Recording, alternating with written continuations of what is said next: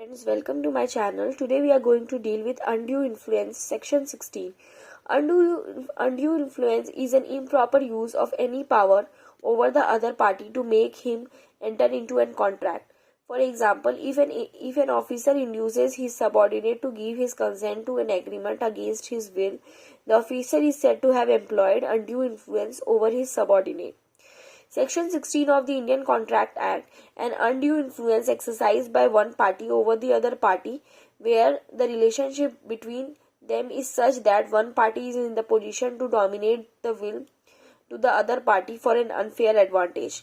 Effect: if the contract is injured by obtaining the consent through undue influence, the contract is voidable.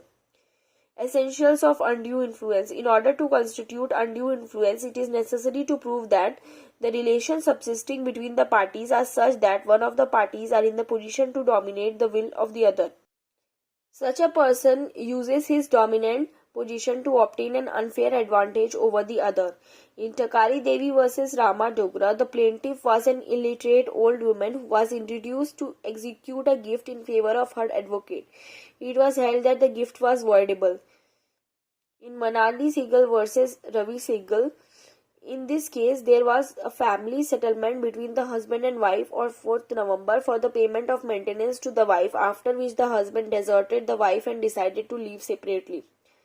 In Wajid Khan vs. Raja Ali Khan, in this case, the old illiterate Pardanashim lady was herself incapable of transacting any business. The court held that if the person enters into a contract with her, the burden of proof lies on such person. Coercion and undue influence. Section 15 of the Indian Contract Act defines coercion. Section 16 of the Indian Contract Act defines undue influence.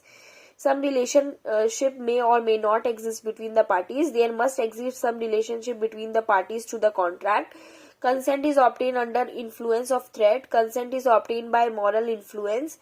There exists use of physical force. There exists use of moral force.